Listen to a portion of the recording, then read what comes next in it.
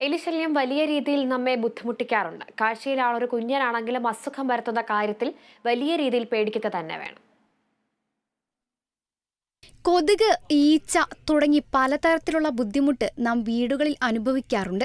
അത്തരത്തിൽ വീടുകളിലെ ഏറ്റവും വലിയ വില്ലനാണ് എലി.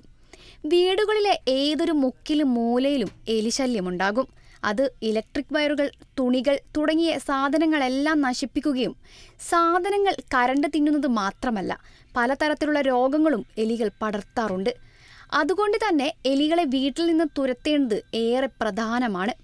എലികളുടെ മൂത്രം, കാഷ്ടം, ഉമിനീർ എന്നിവയിലൂടെ മനുഷ്യരിലേക്ക് പകരാവുന്ന വൈറസാണ് ഹാൻഡ വൈറസ്.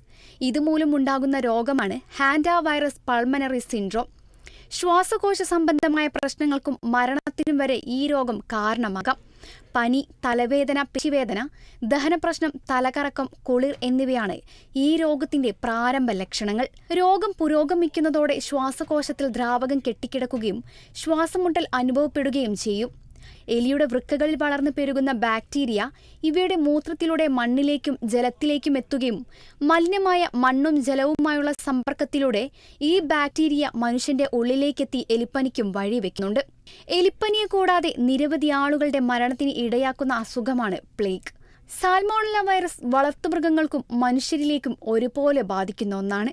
അസുഖങ്ങൾ പിടിപെടാതിരിക്കാൻ ശ്രദ്ധിക്കുന്നത് പോലെ തന്നെ വീടുകളിൽ അലക്ഷ്യമായി മാലിന്യം വലിച്ചെറിയുന്ന രീതിയും ഉപേക്ഷിക്കുക. Health desk, Kerala vision news. കേരളത്തിലെ ഏത് കാലാവസ്ഥയിലും കൃഷി ചെയ്യാവുന്ന ഒന്നാണ് വെണ്ട. ഇതിന്റെ പോഷക ഗുണങ്ങളും ഏറെയാണ്. പോഷകങ്ങളുടെ